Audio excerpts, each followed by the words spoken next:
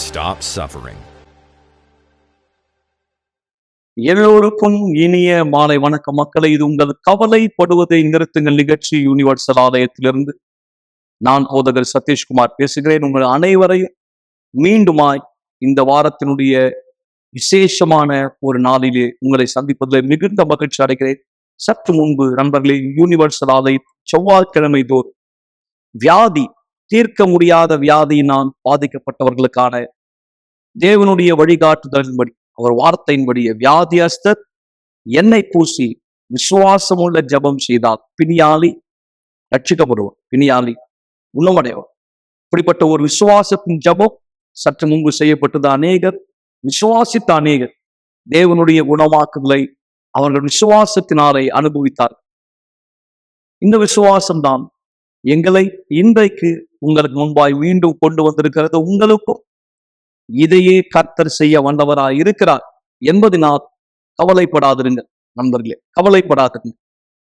வியாதி, நோய்கள், வலிகள் உங்களை பலவீனம் அடைய செய்வது உண்மை, சரீரத்தை சோர்ந்து போக செய்வது உண்மை. ஆனால் கர்த்தர் வார்த்தை உண்டு உங்களை வெறும் ஆறுதல் கொடுத்த மாத்திரமல்ல, உங்களுக்கான பூரண சுகத்தை கொடுக்கும்படி நிச்சயமாய் நீங்கள் விசுவாசிக்கும் பட்சத்தில் ஒவ்வொரு தேவனுடைய வார்த்தைக்கும் ஒரு விதிமுறை உண்டு. அதை தான் நீங்கள் புரிந்து கொள்ளும்படி நான் விரும்புகிறேன். ஒவ்வொரு தேவனுடைய ஆசீர்வாதத்துக்கும் இன்னும் சரியாய் நான் சொல்ல வேண்டுமானால் ஒரு விதிமுறை தேவன் வைத்திருக்கிறார். எவ்வளவேனும் அவருடைய விதிமுறை கடினமானது அல்ல, நீங்கள் அதை உறுதியாக நம்பலாம். எவ்வளவேனும் அவருடைய விதிமுறைகள் கடினமானது அல்ல. அவர் தாமே அதை சொல்லியிருக்கிறார். என் நுகம் இலகுவாய் இருக்கிறது, என் நுகம் மெதுவாய், என் சுமை இலகுவா இருக்கிறது. எனவே அவர் உங்கள் மீது பாரத்தை வைப்பதில்லை. ஏனென்றால் நீங்கள் ஏற்கனவே வருத்தத்தோடு பாரத்தோடு இருப்பதை அவர் அறிவார். எனவேதான் அவருடைய சுமை பாரமானது இல்லை. ஆனால் அவர்களுடைய சுமை சுமக்க தீர்மானிக்கிற ஒருத்தர் உலகத்தினுடைய வியாதியின் பாரத்தை சுமக்க வேண்டிய அவசியம் இல்லை. அதுதான் உங்களுக்கு சாட்சியாய் நாங்கள் காண்பிக்கிறோம். நீங்கள் பார்க்க போகிற முதல் சாட்சி, உலகத்தினுடைய பாரத்தை சுமந்த ஒரு பெண், உலகத்தினுடைய சுமையை சுமந்த ஒரு பெண், தன்னுடைய மனதில, தன்னுடைய உடம்பிலே, தன்னுடைய எண்ணத்துல உலகத்தினுடைய பாரத்தை சுமந்த இந்த பெண் தேவனுடைய இந்த விதிமுறை ஏற்றுக்கொண்டதினால், தேவனுடைய அந்த வார்த்தையை ஏற்றுக்கொண்டதினால், ஆண்டவர் கொடுத்த ஆலோசனை ஏற்றுக்கொண்டதினால் அவருடைய பாரத்தை, அவருடைய சுமையை எடுத்துக்கொள்ள நீங்க பாருங்கள் கர்த்தர் என்ன செய்தார். உலகத்தில் அவர் சந்தித்த பாரம் நீங்கி, சந்தித்த சுமை நீங்கிய கொஞ்ச நாளைக்கு அல்ல, கொஞ்ச நேரத்துக்கு அல்ல, முற்றிலுமாய் ஆசீர்வதிக்கப்பட்ட ஒரு வாழ்க்கை அவருக்காய் இன்று கொடுக்கப்பட்டது. ஆரோக்கியம் கொடுக்கப்பட்டது. எல்லாவற்றுக்கும் மேல் ஜீவன், ரட்சிப்பு உறுதிப்படுத்தப்பட்டுகிறது. நண்பர்களே, அற்புதமான சாட்சி கவனிங்கள். இந்த நேரத்தில் நீங்கள் எங்களை தொலைபேசியிலே தொடர்பு கொள்ள விரும்பினால் தாராளமாய் செய்யலாம். தயங்காதீர்கள். ஒரு ஊழியக்காரன் தயாரா இருப்பார் உங்கள் அழைப்பை ஏற்க. விளக்கங்களுக்கோ விவரங்களுக்கோ நீங்கள் தொடர்பு கொள்ளலாம். அல்லது வாட்ஸ்அப்பில் நீங்கள் பார்க்கிற எண்ணில நீங்கள் சாட் அனுப்பலாம், விண்ணப்பத்தை அனுப்பலாம், லைவ் சாட்டை கூட பதிவிடலாம். இது கவலைப்படுவது நிறுத்துங்கள் நிகழ்ச்சி உங்கள் வாழ்க்கையில உள்ள கவலைகள் நிறுத்தப்படும்படியா இயேசுவினுடைய நாமத்தின் மகிமைக்கு இதோ சாட்சியை கூர்ந்து கவனிங்க நண்பர்.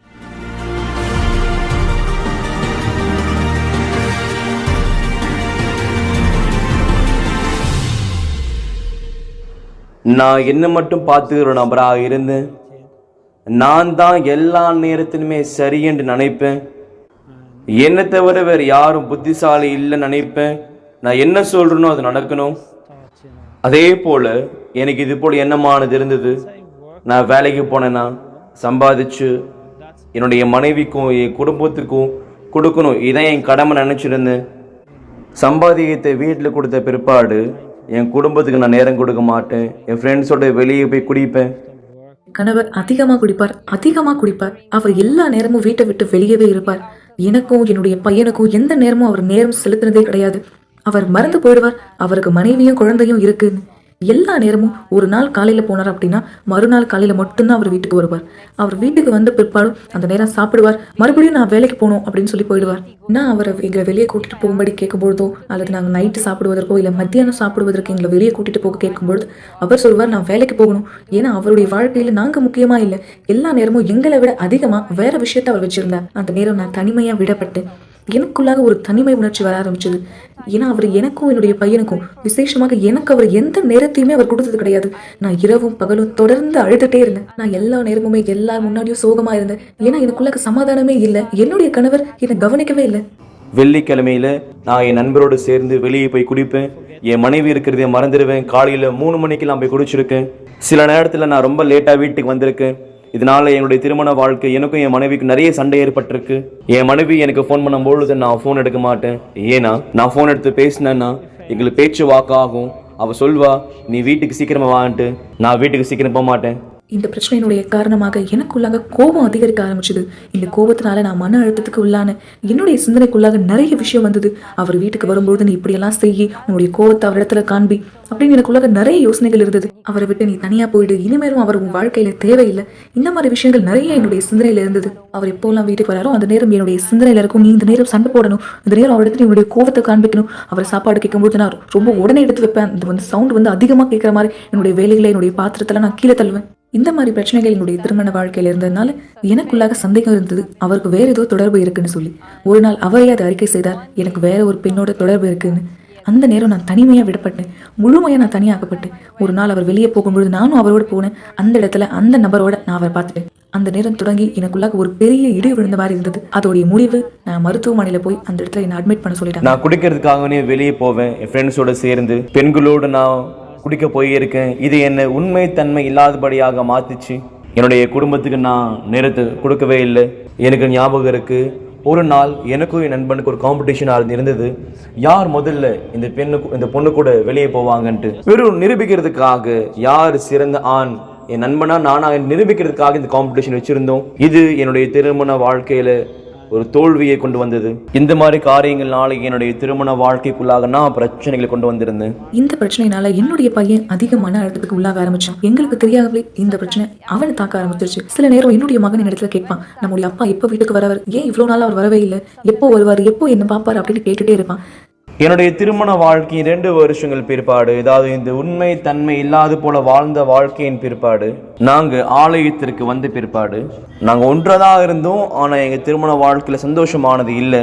ஏன்னா 2 வருஷங்கள் முன்னாடி இந்த தவறான விஷயங்கள் நடந்ததுனால என்னுடைய மனைவியை பயங்கரமா பாதிப்படைய செய்து விட்டது. நான் எப்போ என்னுடைய அம்மா வீட்டுக்கு போனேனோ அவங்க அப்பதான் ஆலயத்தை விட்டு வீட்டுக்கு வந்தாங்க. அவங்க என்னுடைய கையை பிடிச்சுக்கிட்டு நான் உன்னை ஒரு இடத்துக்கு கூட்டிட்டு போறேன். மறுநாள் திங்கட்கிழமை என்ன அவங்க ஆலயத்திற்கு கூட்டிட்டு போனாங்க. நான் அந்த நேரம் பாஸ்டர் சொல்றது எல்லா விஷயம் கேட்க ஆரம்பிச்சேன். அவர் எங்களுக்கு கற்றுக் கொடுக்கிறபடி நாங்க கீழ்ப்படிய ஆரம்பிச்சோம். நாங்க எல்லா நேரமும் ஆலயத்துக்கு வர ஆரம்பிச்சோம். விசேஷமாக திங்கட்கிழமை, புதன்கிழமை, வெள்ளிக்கிழமை மற்றும் ஞாயிற்றுக்கிழமை நாங்க தொடர்ந்து ஆலயத்துல இருக்கோம். உடனடியாகவே எப்போ முதல் முறை நான் ஆலயத்துக்குள்ளாக வந்தேனோ நான் என்னுடைய காலடி வைக்கும் பொழுது என் சிந்தையை நான் மாற்றிக்கொண்டேன். நான் இனிமேலும் ஒருபொழுதும் குடிக்க மாட்டேன் என்று. பிற்பாடு என் கணவருடைய வாழ்க்கையில மாற்றத்தை நான் பார்க்க ஆரம்பிச்சேன். அவர் வீட்டுக்கு சீக்கிரமா வருவார். முன்னாடி அவர் கிரிக்கெட் விளையாடணும்னு சொல்லி வெளியே போயிடுவார் அவருடைய நண்பர்களோட. அதற்கு பதிலாக அந்த நேரத்தை என்னுடைய மகனோடையும் அவர் செலவிட ஆரம்பிச்சார். நான் பார்த்தேன் என்னுடைய கணவருடைய வாழ்க்கையில இருந்த மாற்றத்தை. எனவே நானும் மாறணும்னு தீர்மானம் எடுத்தேன். நான் அவருக்கு பின்பாக போய் அவரை பத்தி குறை சொல்றதுக்கு பதிலாக நாங்க இருவரும் ஒரு உட்கார்ந்து பேச ஆரம்பிச்சோம். இனிமேலும் எனக்குள்ளாக எந்த கோபமும் இல்லை. அவர் வீட்டுக்கு வரும்போது இனிமேலும் எந்த சண்டையும் அவரோட போடணும்ன்ற விருப்பம் இல்லை. என்னுடைய ஆவிக்குரிய வாழ்க்கைக்காக நான் தொடர் சங்கிலி ஜெபத்தை செஞ்சிருந்தேன். நான் செஞ்ச முதல் தொடர் சங்கிலி ஜெபம் என்னுடைய ஆவிக்குரிய வாழ்க்கைக்காக. ஆவிக்குரிய ரீதியில நான் மாறின பிற்பாடு என் குடும்பத்தின் வாழ்க்கையில ஒளி பிரகாசிக்கப்பட்டது. இனிமேலும் எங்களுடைய குடும்பம் கஷ்டத்துல வாழல முன்னாடியே போல. இப்போ எங்களுடைய குடும்பத்துக்குள்ளாக ஒவ்வொருத்தருமே நாங்கள் புரிந்து கொண்டு நேரத்தை நாங்கள் பயன்படுத்துகிறோம். நேரம் எனக்குள்ள சந்தோஷம் இருக்கு, சமாதானம் இருக்கு. நான் தொடர்ந்து அழுறதுக்கு பதிலாக இந்த நேரம் நான் சந்தோஷமா இருக்கேன். என்னுடைய குடும்பம் முழுவதும் இந்த நேரம் மாற்றப்பட்டிருக்கு. என்னுடைய குடும்பத்தை அவர் இது போல மாற்றினதுனால என்னுடைய மகன் ரொம்ப கீழ்ப்படிய ஒரு பையனா இருக்கான். நான் எந்த விஷயத்துல அவனுக்கு சொல்றேனோ, உதாரணத்துக்கு அதிகமா போன் பார்க்காது, அதிகமா டிவி பார்க்காது அப்படின்னு சொல்லும் பொழுது அவன் எனக்கு செவி கொடுக்குறான். நான் சொல்றதுக்கு ஏற்றபடி அவன் நடக்க ஆரம்பிச்சான். நாங்க புரிந்து கொண்டோம் எங்களுடைய வாழ்க்கையில மிக முக்கியமானது ரட்சிப்பானது என்று. தேவனுடைய இருக்கிற அந்த உறவானது பரிசுத்த ஆவியானவரை இன்னைக்கு நானும் என்னுடைய மனைவியும் ஆலயத்துக்குள்ளாக ஒரு துணையாளராக நாங்கள் ஊழியமானது செய்கிறோம். அதே போல் என்னுடைய மகன் விஒய்ஜியில ஒரு மெம்பரா இருக்கிறாரு. இன்னைக்கு எங்களுடைய குடும்பத்தார் அந்த அளவு அதிகமான சந்தோஷமா இருக்கும். நாங்க வெளியே போயிட்டு ஊழியமானது செய்யறோம். யாருக்கெல்லாம் உதவியானது தேவைப்படுதோ அவங்களுக்கு நாங்க போயிட்டு உதவியானது செய்யறோம்.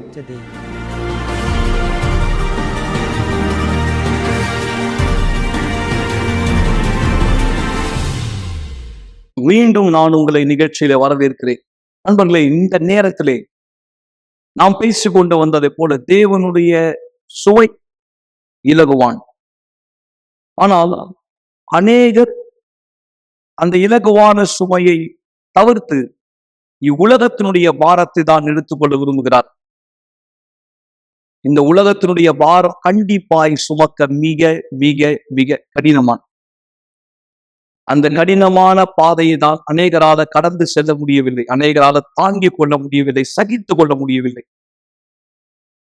கண்ணியர்கள் மூலமாய் அதை அவங்க இறக்கி வைக்க முயற்சிக்கிறார், அல்லது தன்னுடைய குறைகளை எல்லாவற்றையும் ஒரு திட்டத்துல பேசுவதன் மூலமாய் அதை மறக்க முயற்சிக்கிறாங்க, அல்லது தற்காலிகமான கொஞ்சம் ஆறுதலை கண்டடைய முயற்சிக்கிறாங்க. சில பேர் தூக்க மாத்திரைகளை கூட பயன்படுத்துவது உண்டு. இரவிலே அந்த இதைப்பார்த்தலை கண்டடையும் கொஞ்ச நேர தூக்கத்துக்காக மாத்திரைகளை உபயோகப்படுத்துறாங்க. சில பேர் துரதிர்ஷ்டவசமாய் அசுத்தத்தால் வஞ்சிக்கப்பட்டவராய் கெட்ட பழக்கத்துக்கு தங்களை கொடுக்கிறார்கள்.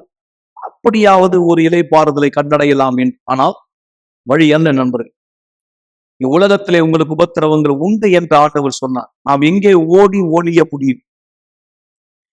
இலைப்பாறுதலை எப்படி நாம் இந்த உலகத்துல கண்டடைய முடியும்? இந்த பல போராட்டங்களுக்கு மத்தியிலே. ஆனால் பிரச்சனைகளை பார்த்து ஓடுவதா, பிரச்சனைகளுக்காக வேறு மாற்று வழியை தேடுவதா, மறக்கவோ தற்காலிகமான சந்தோஷத்துக்கோ அது புத்திசாலித்தனம் இல்லை. வார்த்தை நமக்கு வழி காண்பிக்கிற, வார்த்தை நமக்கு வழி காண்பிக்கிற. இவ்வுலகத்தினுடைய இந்த கொடூரமான, மூர்க்கமான, நிலையற்ற, பட்சிக்கக்கூடிய அந்த சூழலையை நீங்கள் ஜெயிக்க நீங்கள் செய்ய வேண்டிய ஒரு புத்திசாலித்தனமான செயல் இருக்குமானால் அது தேவனுடைய வார்த்தையை நீங்கள் பிடித்துக் கொள்வது. மக்களே, வார்த்தை தான் ஜீவன், வார்த்தை தான் ஆவி. இயேசு கிறிஸ்து தாமே வனாந்தரத்துல அசுத்தத்தால சோதிக்கப்பட்ட போது 40 நாள் உபவாச நேரத்துல சோதனைக்காரன் வந்தபோது நம்முடைய ஆண்டவர், நாம் யாருடைய பெயரால் உங்க மேல ஆரோக்கியத்தை அறிக்கை செய்கிறோமோ, யாருடைய வார்த்தையை உங்களுக்கு பகிர்ந்து கொண்டிருக்கிறோமோ, யார் சாட்சியை நீங்க, யாருடைய சக்தியின் சாட்சியை நீங்க கேட்டுக்கொண்டிருக்கிறீர்களோ, அவர் தாமே சோதனையினுடைய அந்த சமயத்துல சோதனைக்காரனை ஜெயிக்க பயன்படுத்தியது என்று தெரியுமா? தேவனுடைய வார்த்தை உங்களுக்கு நாங்கள் அதை கொடுத்து கொண்டிருக்கிறோம். இந்த வார்த்தை தான் சக்தி. இவ்வுலகத்தினுடைய சூழலை நீங்கள் ஜெயிக்கும்படி நண்பர், வேகாதபடி, இந்த நெருப்புல வேகாதபடி, அல்லது அந்த நெருப்புல போடப்பட்டாலும் சுத்த தங்கமாய் வெளியே வரும்படி. என்னது? எப்படி, யார், எவ்விதத்துல இந்த உலகத்தினுடைய போராட்டத்தை நான் ஜெயிக்க முடியும்? நீங்கள் அதை குறித்த வார்த்தையை, ஒரே சரியான வார்த்தையை தெரிந்து கொள்வதற்கு முன்பாய் அதி அற்புதமான இந்த அருமையான சாட்சியை நான் உங்களை முன்வைக்க விரும்புகிறேன். இந்த பலத்தை பெற்றுக்கொண்டவர்கள் உலகத்தினுடைய நெருப்பினால் சுட்டரிக்கப்படாமல் எப்படி சுத்த தங்கமாய் வெளியே வருகிறார்கள். இதோ அற்புதமான சாட்சியை கூர்ந்து கவனிங்க நண்பர். என்னோட பேர் ஷர்மிளா. நான் ஆலயத்துக்கு வரும்பொழுது என்னோட வாழ்க்கை அழிக்கப்பட்ட நிலைமையில இருந்தது. அதாவது ஒவ்வொரு நாளும் அப்பா அம்மாவோட சண்டை, தினமும் எங்கள் அப்பா குடிச்சிட்டு எங்கள் அம்மாவோட சண்டை போடுவார், அவங்கள அடிப்பார், காயப்படுத்துவார். தினம் இதை பார்க்கும்பொழுது எனக்கு ஏன் வாழணுன்ற விரக்தியாக இருக்கும். எனக்கு அந்த பிரச்சனையை எப்படி சரி பண்ணணும்னு தெரியாது. ஆனால் அதை பார்த்து நான் ஒவ்வொரு நாளும் அழுவேன். எங்கள் அப்பாவை போய் தடுத்து நிறுத்த கூட எனக்கு தைரியம் கிடையாது. ஏன்னா அவரை பார்த்தா எனக்கு பயம், என்னையும் அவர் அடிப்பார் அப்படின்னு சொல்லிட்டு. அதனால ஸ்கூலுக்கு போவேன். ஸ்கூலுக்கு போனாலும் எல்லாரும் சந்தோஷமா இருப்பாங்க, ஆனால் நான் மட்டும் சோகமா இருப்பேன். ஏன்னா டெய்லி நடக்கிற பிரச்சனை பார்த்து நான் பயந்து போயிருப்பேன். அதனால என்னால் சரியா படிக்க முடியாது. எல்லா நேரத்துலையும் என்னோட சிந்தனையில வீட்டில் இருக்கிற பிரச்சனைகள் தான் ஓடிட்டு இருக்கும். என்னால் படிக்க முடியாது, மற்ற பசங்களோட சகஜமா பேச முடியாது, விளையாட முடியாது. அதே போல ஸ்கூல் முடிஞ்சிச்சு அப்படின்னாலே எனக்கு ரொம்ப பயமா இருக்கும். ஏன்னா நான் மறுபடியும் வீட்டுக்கு போகணுன்றதுனால ரோட்ல நடந்து வரும்போதெல்லாம் எனக்கு ஏதாவது சண்டை நடந்திருக்குமா அப்படின்ற ஒரு எண்ணம் தான் எனக்குள்ள ஓடிட்டே இருக்கும். இன்னைக்கு நம்ம இறந்துட்டா நல்லா இருக்குமே, இதோட அந்த பிரச்சனையை நம்ம பார்க்க வேணாம், அப்படிதான் நான் யோசிச்சுட்டே வருவேன். ஏதாவது வண்டி வந்தது அப்படின்னா அதுல போய் நம்ம இறந்துடலாம், விழுந்துடலாம், அப்படிதான் எனக்கு யோசனையாவே இருக்கும். இதே போலதான் என்னோட வாழ்க்கை போயிட்டு இருந்தது. என்னால காலேஜ் படிக்கிற வரையிலுமே என்னால சரியா படிக்க முடியாது. ஏன்னா அப்போ வரையிலும் ஸ்கூல் தொடங்கி காலேஜ் படிக்கிற வரையிலுமே வீட்டுல சண்டை சண்டை சண்டை, என்னால படிக்கவே முடியாது. ஆனா அப்பா படிக்கல, மார்க் எடுக்கலன்னா மட்டும் அடிப்பாரு. என்னால வாயத்தை சொல்லக்கூட முடியாது, உங்களால தான் என்னால படிக்க முடியல அப்படின்னு சொல்லிட்டு. அதுக்கப்புறம் வயசான பிறகு காலேஜ் முடிச்சிட்டதுக்கு அப்புறமா என்னோட 2 தம்பிங்க, அவங்களும் இந்த பிரச்சனையினால போதை பழக்கத்துக்கு அடிமை ஆயிட்டாங்க. அவங்களால இந்த பிரச்சனையை எப்படி ஜெயிக்கணும்னு தெரியாம ஒரு பிரச்சனையா இருந்தது எனக்கு பெரிய பிரச்சனையா மாறிடுச்சு. 3 பேரால வீட்டுல பிரச்சனை.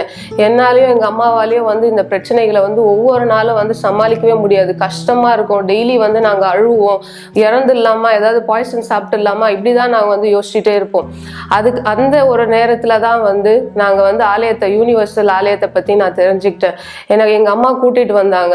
முதல் முறை நான் ஆலயத்துக்கு வந்தபோது அங்க பேசின செய்திகள் வித்தியாசமா இருந்தது. அதை கேட்கும் பொழுது எனக்குள்ள ஒரு உறுதி இருந்துச்சு, நம்ம வாழ்க்கையும் அப்ப மாற முடியும் அப்படின்ற ஒரு சின்ன நம்பிக்கை எனக்குள்ளாக வந்துச்சு. அதுக்கப்புறமா நானும் எங்க அம்மாவும் தொடர்ந்து வர ஆரம்பிச்சோம். அங்க கொடுக்குற செய்திகளை நான் கேட்பேன். ஆனாலும் பிரச்சனைகளை நான் கடந்து போயிட்டு தான் இருந்தேன். ஆனா கொஞ்சம் கொஞ்சமா எனக்குள்ள ஒரு தைரியம் வர ஆரம்பிச்சுது, நம்மளால எல்லாத்தையும் ஃபேஸ் பண்ண முடியும் அப்படின்னு.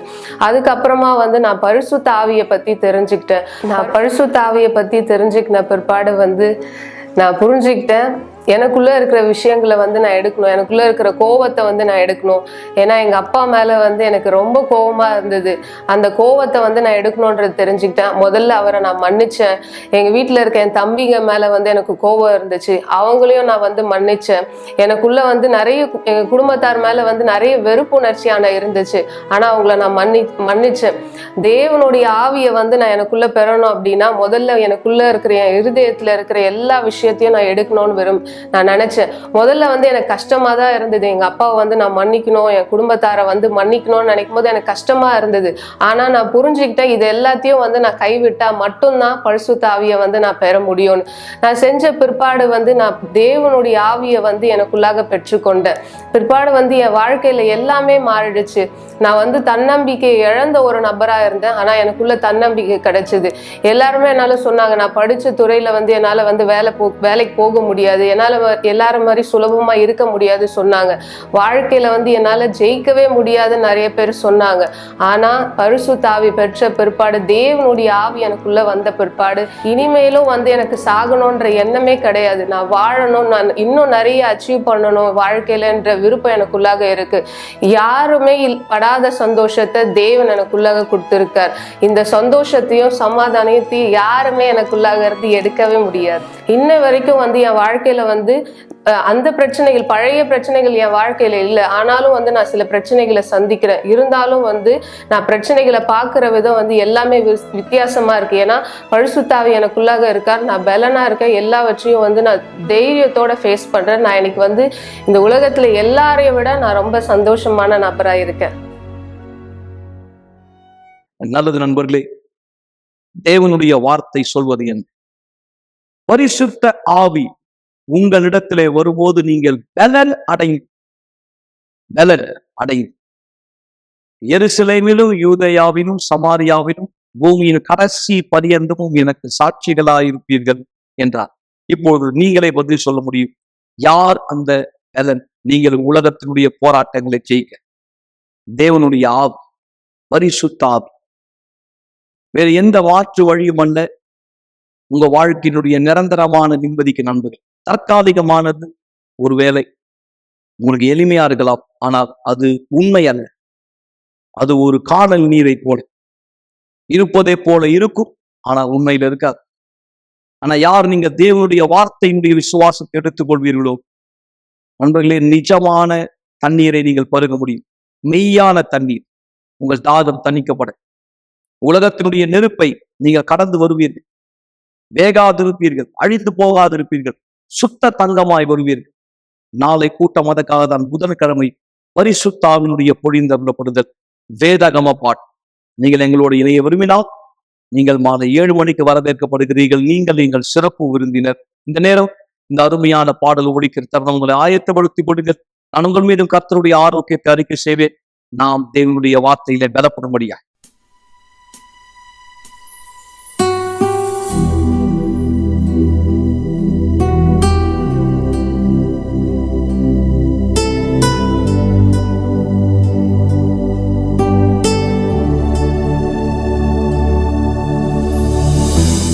வாரும் தேவ ஆவியே,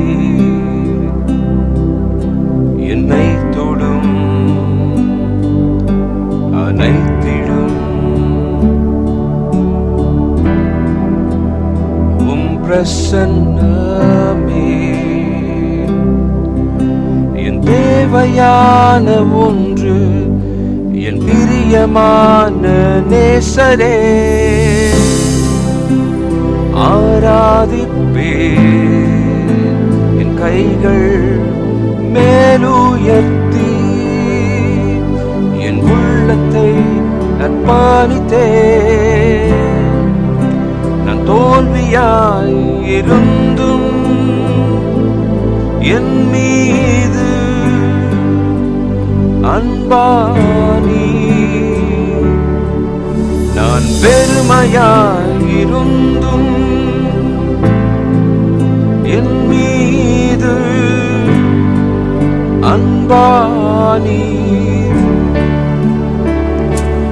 இயேசு அன்பினால் எனக்காய் சிலுவையில் தாங்கிடா பாரங்கள் சுமந்திலே, என் வலி ஏற்றுக்கொண்டீர்.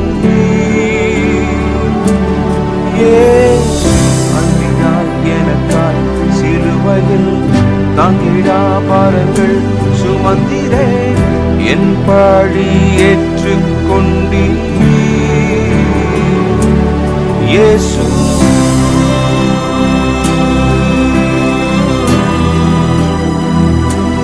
இயேசு உம் நாமம் பெரியதே. இயேசு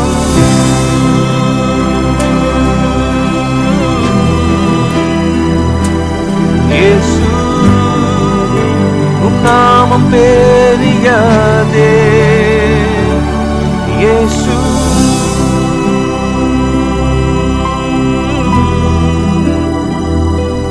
இயேசு உம் நாமம் பெரியதே.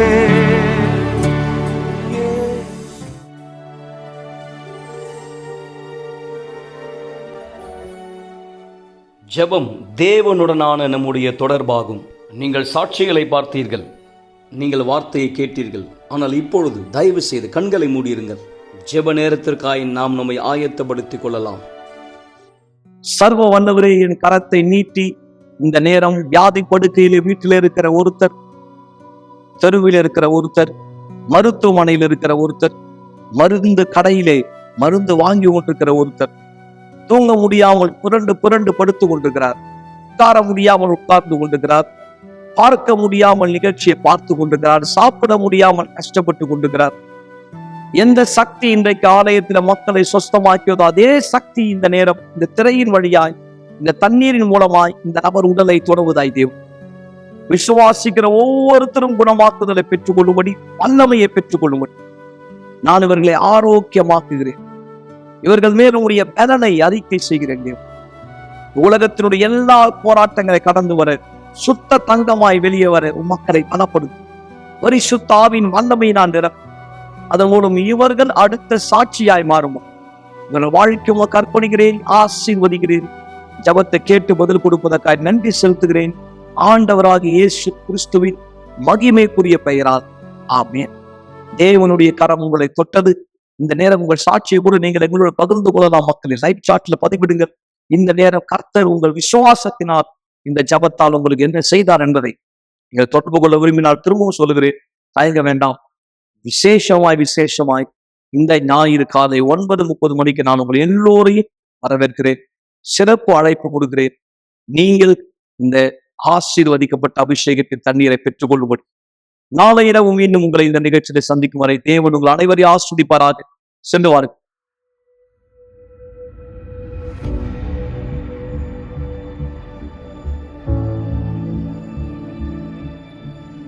இந்த அழகு எப்படி எழும்புகிறது என்பதை கவனியுங்கள்.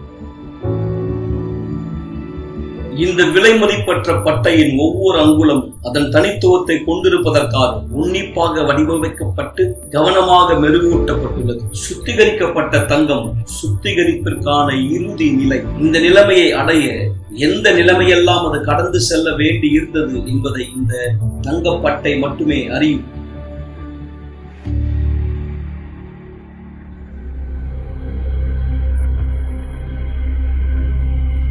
கலப்படமான அந்த பொருளானது 1000 டிகிரி செல்சியஸ் வெப்பநிலையில் உலையில் வைக்கப்படும் போது சுத்திகரிப்பினுடைய அந்த முறையில் விசேஷித்த ஒன்று நடைபெறுகிறது.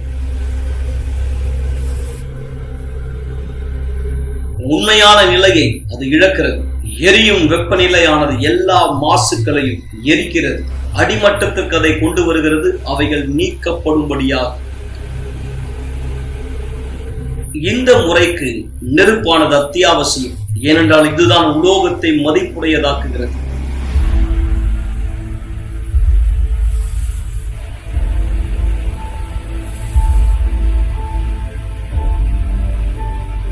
நெருப்பை தாங்கி தங்கமானது அதனுடைய சுத்த தன்மையை நிரூபிப்பதை போல நம்முடைய விசுவாசமானது நிரூபிக்கப்படுகிறது. நீங்கள் அக்னியின் அபிஷேகத்தை கடந்து செல்லும் பொழுது மாத்திரமே தேவன் வாழ்க்கையில் அனுமதிக்கிற சூழ்நிலைகள் இந்த நெருப்பு உலைக்கு ஒப்பிடப்படலாம். உங்களுடைய சொந்த விசுவாசத்தின் நிமித்தம் நீங்கள் சந்திக்கிற அநீதிகள், ஒரு தரம் உங்களை மதித்தவர்கள் இப்போது உங்களை புறக்கணிக்கிறார்கள். ஏற்படுமா என்று நீங்கள் ஒருபோதும் கற்பனை செய்திராத இழப்புகள், உங்களுடைய உண்மை தன்மையை சோதிக்கிற சோதனைகள், அநீதிகளுக்கு மேல் அநீதிகள்.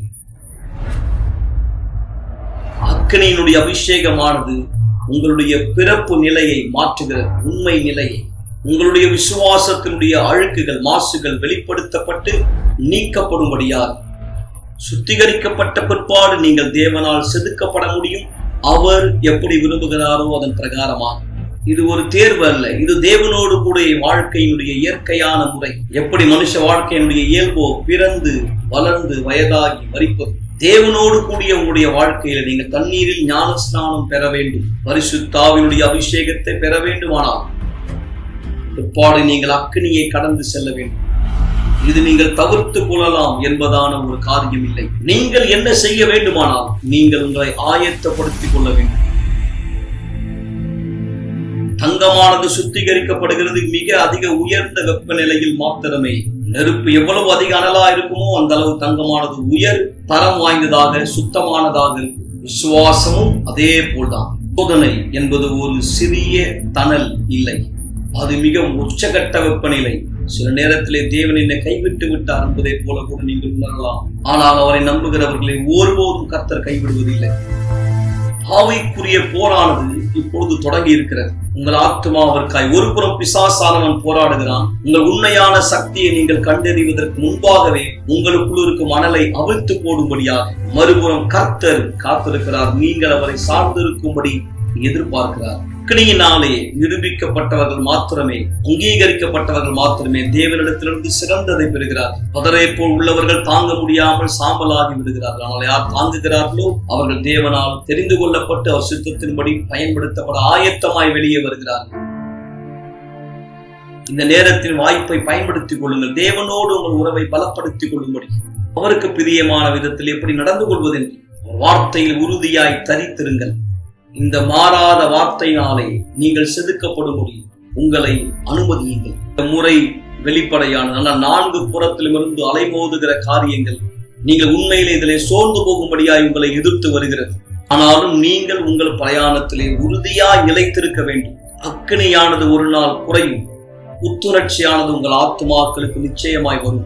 விசுவாசமானது பலமாகி பிரகாசத்தையும் வெளிச்சத்தையும் கொண்டு வரும். உங்கள் வாழ்க்கை நீங்கள் கற்பனை செய்திராத ஒரு பிரகாசம்.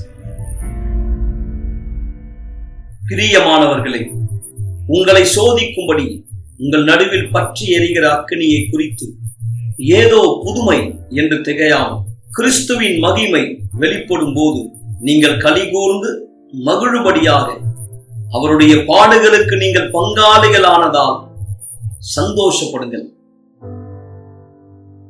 கவலைப்படுவதை நிறுத்துங்கள் என்ற நிகழ்ச்சியை பார்த்து கொண்டிருப்பதற்கு மிக்க நன்றி. கூட்டம் முடிந்த பிற்பாடும் நீங்கள் எங்களை தொடர்பு கொள்ளலாம். மறந்து விடாதீர்கள், எங்களுடைய எண் 9384638738. நன்றி.